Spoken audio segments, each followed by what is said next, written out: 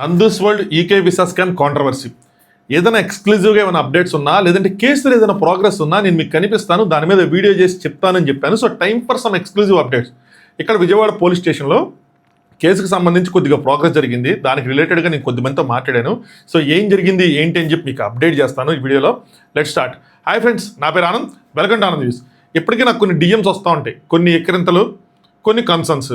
ఏంటి బ్రో, ఏంటి దీని మీద ఏం మాట్లాడలేదు, ఏంటి భయపడ్డావా అని చెప్పి ఎక్కిరించే వాళ్ళు కొంతమంది అయితే, నేను ఏమైనా భయపెట్టారా, ఏం దీని గురించి మాట్లాడలేదు అని చెప్పి కన్సర్న్ చూపించేవాళ్ళు కొందరు.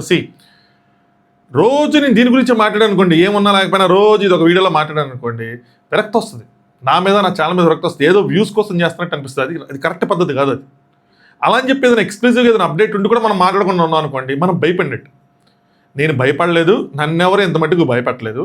మనం ఒక సైడ్ తీసుకొని బాధితుల సైడ్ విని, విక్టిమ్స్ వీళ్ళు ఉన్నారు, వీళ్ళకి న్యాయం జరగాలని చెప్పి మనం ఏదైతే స్టాండ్ తీసుకొని వాళ్ళని సపోర్ట్ చేస్తున్నామో దాని మీద నేను స్టాండ్ అయ్యి ఉంటా. ఏం జరిగినా సరే ఒకసారి మనం ఒక డెసిషన్ తీసుకున్నాం కాబట్టి దాని మీద ముందుకు వెళ్ళాలి మనం. అలా అని చెప్పి రోజు ఇదే పనిగా పెట్టుకోను.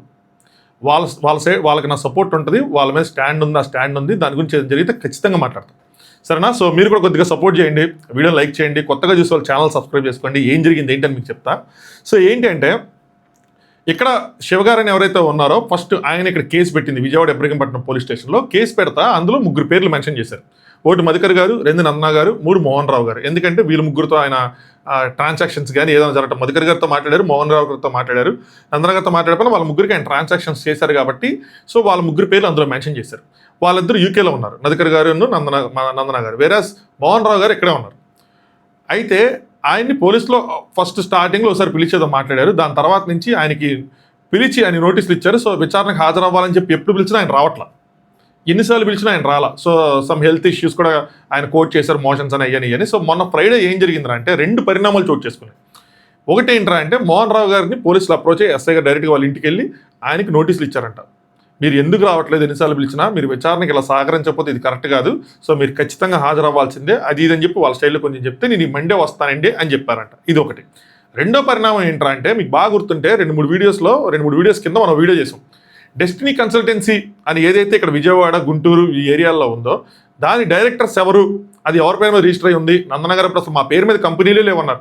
సో వీళ్ళ పేరు మీద లేకపోతే ఎవరి పేరు మీద ఉన్నాయి అని చెప్పి మనం దాన్ని ఎక్స్పోజ్ చేసి చూపించాం, ఎవరు డైరెక్టర్స్ ఏంటి అని చెప్పి. సో పోలీసుల దగ్గర కూడా ఇప్పుడు ఇన్ఫర్మేషన్ ఉంది. సో వాళ్ళ డైరెక్టర్లు ఎవరంటే, ఒకరు నందనగర్ అమ్మగారు, ఒకరు మధుకర్ గారు అమ్మగారు. సో వాళ్ళిద్దరికి కూడా నోటీసులు ఇచ్చారంట. నోటీసులు ఇచ్చి అసలు మీకు ఈ కంపెనీకి ఏంటి సంబంధం, ఈ కంపెనీలో ఉన్న ఉద్యోగస్తులు ఎంతమంది, అసలు మీ రెస్పాన్సిబిలిటీస్ ఏంటి, మీరు ఏం చేస్తారు, ట్రాన్సాక్షన్స్ ఎవరి పేరు మీద జరుగుతాయి, ఎంతమంది యూకే పంపించారు, ఎంతమందిని పంపించలేదు, ఎన్ని బ్రాంచ్లు ఉన్నాయి, దానికి సంబంధించిన అన్ని క్వశ్చన్లు ఇచ్చి మీరు ఆన్సర్ చేయాలి వీటికి స్టేషన్కి వచ్చి అని చెప్పి వాళ్ళకు కూడా నోటీసులు ఇచ్చారంట. ఇది జరిగింది లాస్ట్ ఫ్రైడే. చూడండి, మొత్తం అందరూ ఇన్వాల్వ్ అయిపోతున్నారు ఇందులో. నేను డే 1 నుంచి చెప్తున్న statement, this is going to be big, this is going to be big అని యూట్యూబ్లో వీడియో చేసేసి మాకు సంబంధం లేదంటామో, లేదంటే పుచ్చిపోయిన యాపిల్స్ అంత ఈజీ కాదు ఇది. నాకు డే 1 దీని తీవ్రత అర్థమైంది. మరి చేసిన వాళ్ళకి ఎందుకు అర్థం కావట్లేదు, నాకు అర్థం కావట్లా. మాకు అసలు కంపెనీలే లేవంటే టెక్నికల్గా మీరు రైట్ అయిపోవచ్చు, కానీ లాజికల్గా అక్కడ మీ పేరెంట్స్ వీళ్ళందరూ ఇన్వాల్వ్ అయినప్పుడు అది మీది కాకుండా ఎందుకు పోతుంది, చిన్న లాజిక్ ఎలా మిస్ అయ్యారన్నది అర్థం కాల. ఎవరిని మస్పూస్ మారేడికే చేద్దాం అనుకున్నారో కూడా నాకు అర్థం కాల. ఎందుకంటే డాక్యుమెంట్స్ అన్ని అవైలబుల్గా ఉంటాయి గవర్నమెంట్ దగ్గర. వాళ్ళు ఇంకా మన సోర్సెస్కి ఇట్లా వచ్చేస్తే పోలీసులు కొడితే ఇంకా చాలా డీటెయిల్స్ వస్తాయి. ఆ డాక్యుమెంట్స్ సంబంధించి కొన్ని ఫోటోలు కూడా ఉన్నాయి. కంపెనీ ఎవరు, కంపెనీ అంటే అప్లై చేసుకునేటప్పుడు పర్మిషన్స్ కొన్ని ఫోటోలు కూడా పెట్టాలి కంపెనీ బయట, అలాంటి ఫోటోలు కూడా ఉన్నాయి. మనం కొద్దిగా హ్యుమానిటీ గ్రౌండ్స్లో మనం పెట్టాం అవన్నీ, పోలీసుల దగ్గర అలా కాదు కదా. సరే, ఇప్పుడు మండే ఏమైందిరా అంటే, మోహన్ రావు గారు అలాంగ్ విత్ హిస్ లాయరు ఇక్కడ ఇబ్రహీంపట్నం పోలీస్ స్టేషన్లో హాజరయ్యారు. అక్కడికి ఎవరైతే కేసు ఫైల్ చేశారో శివగారిని కూడా పోలీసులు పిలిచారు.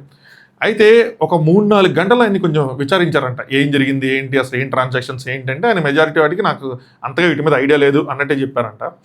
ఆయనకి సో అరెస్ట్ అని కాదు కానీ స్టేషన్ బెయిల్ ఇచ్చారు. సో చివరికి ఆయనకి ఎవరు ఆ స్టేషన్ బెయిల్ ఇవ్వడానికి 3వ వ్యక్తి లేకపోతే లారీ గారితో అటెండ్ అయ్యారు కాబట్టి ఆ 3వ వ్యక్తి వచ్చే వరకు టైం ఇచ్చి పాప ఆయన కూర్చోలేకపోతున్నారంట, నుంచోలేకపోతున్నారంట, చాలా ఇబ్బంది పడుతున్నారంట. వినండి, చెప్పండి వాళ్ళకి ఆయన ఎంత ఇబ్బంది పడుతున్నారని చెప్పి. అక్కడ ఉన్న ఎలియన శివగారు ఆయన బాధపడిపోతున్నారు, అంత ఇబ్బంది పడుతున్నారండి అని చెప్పి ఆయనకి స్టేషన్ బెయిల్ ఇచ్చి పంపించారంట. సో అక్కడ పోలీసులు మోహన్ రావు గారిని నెక్స్ట్ శివగారికి ఇద్దరికి చెప్పింది ఏంటంటే, మధుకర్ గారు నెక్స్ట్ నందన గారు మాకు రావట్లేదు, దొరకట్లేదు, కాంటాక్ట్ చేద్దామంటే మా కాంటాక్ట్లోకి రావట్లేదు, మేము ఛార్జ్ షీట్ ఫైల్ చేస్తున్నాం, సరేనా, మీరు ఏదైనా తేల్చుకోవాలనుకుంటే దిస్ ఈస్ ద టైం తేల్చుకోండి, లేదు నేను ఛార్జ్ షీట్ ఫైల్ చేసి ఇది ఫర్దర్గా మనం ప్రాసెస్ చేసినప్పుడు ప్రోగ్రెస్లోకి వెళ్ళినప్పుడు ఏమవుతుందంటే బ్లూ కార్నర్ నోటీసులు ఇష్యూ అవుతాయి. ఆల్రెడీ మనం లుకౌట్ నోటీసులు ఇష్యూ చేస్తాం, నెక్స్ట్ బ్లూ కార్నర్ నోటీసులు ఇష్యూ అవుతాయి. సరేనా? అది ఫర్దర్గా మీకు ఇంకా చాలా ప్రాబ్లం క్రియేట్ చేస్తుంది వాళ్ళకి. సో అర్థం చేసుకోండి, బాధితులకి మీరు ఏదైనా చేయాలి అని అనుకుంటే మీరు ఏ విధంగా సరే ఇప్పుడే ఈ టైంలోనే తేల్చుకోండి అని చెప్పారంట. ఈయన మోహన్ రావు గారితో మాట్లాడినప్పుడు నాకేం తెలియదండి అని ఆయన యాస్టీస్గా చెప్పారు. సో లాయర్ గారితో శివ గారు మాట్లాడారంట. అంటే మన సమాచారాలు ఇవన్నీ ఏం చెప్పారు ఏంటి అంటే, యాక్చువల్గా మీడియాకి మనందరికీ ఇవ్వని ఇంకా చాలా ప్రూఫ్స్ వాళ్ళ దగ్గర ఉన్నాయంట. కోర్టులో ముందుకెళ్ళిన తర్వాత ఫర్దర్గా వాళ్ళు అక్కడ పెడదామని చెప్పి అందులో ఒక ట్రెండ్ లాయర్ గారికి కనిపించారంట. లాయర్ గారికి వాళ్ళ వర్షన్ కాకుండా అసలు బాధితుల సైడ్ ఏం జరిగింది ఏంటి, వాళ్ళ దగ్గర ఎలాంటి ప్రూఫ్స్ ఉన్నాయి అని చెప్పి కొన్ని లాయర్ గారికి కనిపించారంట. వినిపిస్తే లాయర్ గారికి మ్యాటర్ ఆబ్వియస్గా అర్థమైంది కదా, మనకి ఎలా అర్థమైంది ఆయనకు కూడా అలాగే అర్థమైంది. ఏమండి, మేమైతే దేనికైనా రెడీగా ఉన్నాం, ఫైట్ చేద్దామా లీగల్గా, మేమైతే ఎంత దూరమైన వచ్చి ఫైట్ చేస్తాం, లేదు సెటిల్ చేసుకుందామా అంటే దానికి కూడా మేము రెడీ. ఎందుకంటే మాకు కొన్ని ఇబ్బందులు ఉన్నాయి. మనం లాస్ట్ వీడియోలో చెప్పుకున్నాం, బాధితులు కొంతమందికి ఎలాంటి ఇబ్బందులు ఉన్నాయంటే వడ్డీలు కట్టుకోలేకపోతారు. ఒక బాధితులు ఏమన్నారు, నందన గారు చెప్పారు కదా, పిజ్జా సగం తిని సగం దాచుకున్నాను, అది వాళ్ళ స్టోరీని ఎవరో స్టోరీని వాళ్ళు చెప్పుకున్నారు. వాళ్ళు అక్కడ సర్వైవ్ అవ్వడం కోసమే పిజ్జాలు సగం తిని సగం దాచుకొని సర్వైవ్ అవుతుంటే ఇక్కడ మళ్ళీ తీసుకున్న అప్పులకి వడ్డీ కట్టలేక వాళ్ళు ఇంకెంత స్ట్రగుల్ అవుతున్నారు. సో అలాంటి బాధితులు కూడా ఉన్నారు కాబట్టి మాకు ఏదైనా ఓకే. మేము ఒక స్టెప్ దిగారు, బాధితులందరూ ఎప్పుడో స్టెప్ దిగారు. మన వీడియోలో కూడా మనం చెప్పుకున్నాం. అగైన్ ఆ రోజు మనం చెప్పుకున్నాం, ఇది మీరు నేను డిసైడ్ అవ్వాల్సింది కాదు, మన డెసిషన్ కాదు, వాళ్ళ డెసిషన్.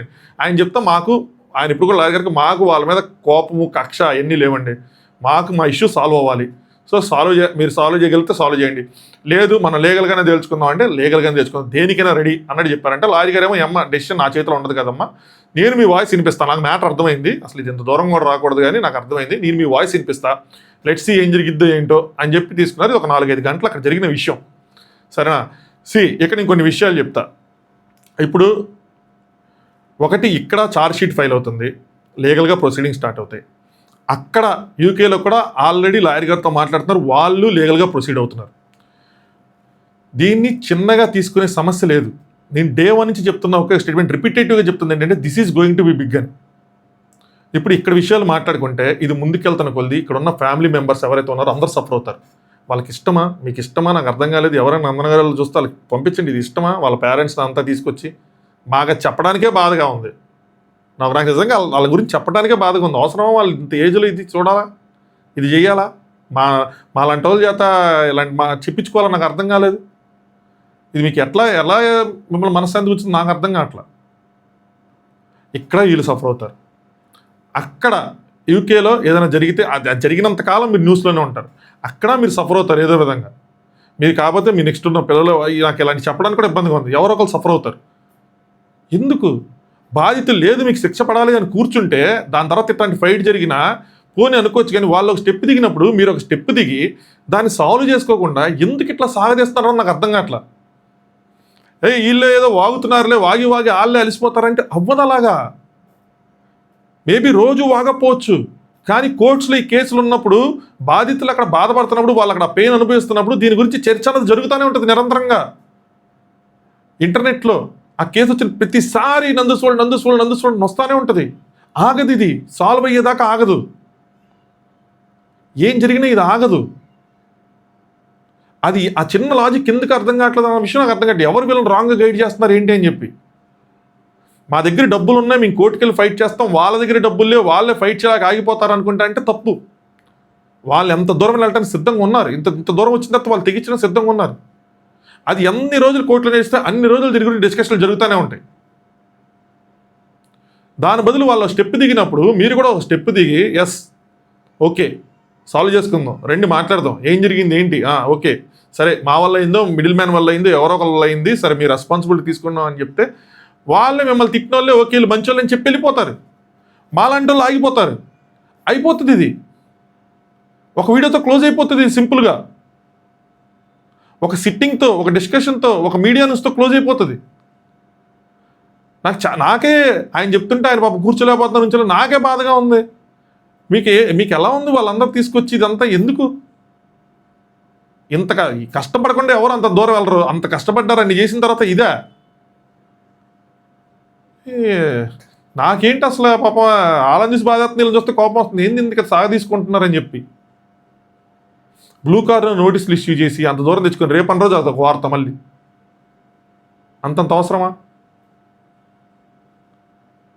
లాయర్ గారు ఇంతకుముందు ఒక లాయర్ గారు మాట్లాడారు కదా, ఆవిడకి దీనికి అంటే ప్రెసెంట్ ఆవిడకి దీనికి ఏం సంబంధం లేదండి. ఇక్కడ వచ్చిన లాయర్ వేరే లాయర్. మరి ఆవిడకి ఎవరు గైడెన్స్ ఇస్తున్నారో, వాళ్ళకి ఎవరు గైడెన్స్ ఇస్తున్నారో, ఎవరు నడుపుతున్నారో తెలియదు. కానీ ఈ లాయర్ మాత్రం వినడానికి వీళ్ళ ప్రూఫ్లు కొంచెం చూసుకొని కొంచెం అవును అన్నట్టు చెప్పారంటే, సార్ చూద్దాం మాట్లాడదాం అని చెప్పి. సో పర్ఫెక్ట్గా ఎవరైనా మంచిగా గైడ్ చేసే వాళ్ళు ఒకళ్ళిద్దరు గైడెన్స్ తీసుకొని దీన్ని సాల్వ్ చేసుకోండి. మిడిల్ మ్యాన్లో ఎవరైనా కొద్దిగా పెద్దగా ఉన్నోళ్ళు, మంచిగా ఉన్నోళ్ళు, న్యూట్రల్గా ఉండేవాళ్ళు ఎవరైనా వేరే వాళ్ళు ఉంటే, మీ ఇద్దరికి ఇష్టమైన వాళ్ళు ఎవరైనా ఉంటే కానివ్వండి. బాధితులు ఉన్నారన్నది నిజం. బాధితులు వచ్చి మాట్లాడిందే కాదు, ఒక ఎక్సెల్ రెడీ ఉంది విత్ ఫోన్ నెంబర్స్ అన్నీ ఉన్నాయి. ఇది ఆగేది కాదు, ఆపాలి. ఇది ఎలా ఆగిద్ది? ఎయిదర్ కోర్ట్స్ అయినా ఆపుతాయి, లేదంటే వీళ్ళైనా ఆపాలి.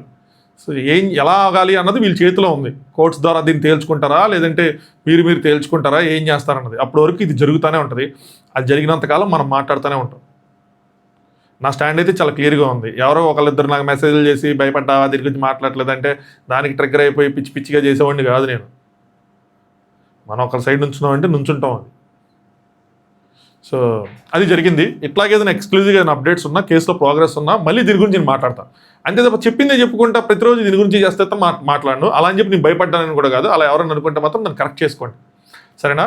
సో వీడియో లైక్ చేయండి, సో దట్ ఎవరైతే దీని గురించి కొంతమంది జర్నలిస్టులు కూడా కొంచెం మిస్ఇన్ఫర్మేషన్ ఉంది, బాధితులు లేరు అది అని అనుకుంటున్నారు. సో ఉన్నారు, వాళ్ళకి ఎవరికైనా డీటెయిల్స్ కావాలంటే నాకు పింగ్ చేస్తే నేను మీకు కొంతమంది శివగారి నెంబర్ ఎవరో ఒకళ్ళు మీకు నేను ఇస్తాను. ఎవరైతే మెయిన్ విక్టిమ్స్ ఉన్నారో వాళ్ళ నెంబర్స్ ఇస్తా, వాళ్ళ డీటెయిల్స్ ఇస్తా, వాళ్ళ ఇన్స్టాగ్రామ్ ఐడీస్ ఇస్తా. సో తీసుకోండి, సరేనా? మ్యాటర్ ఏదైనా తెలుసుకొని ఒకటి రెండు చూసాను నేను కొద్దిగా రాంగ్ అనిపించినాయి. సో మ్యాటర్ తెలుసుకొని కరెక్ట్గా పబ్లిష్ చేయాలని కోరుకుంటున్నా. Let's see. So video like చేయండి, కొత్తగా చూసే ఛానల్ సబ్స్క్రైబ్ చేసుకోండి. Thanks for watching. Anand news.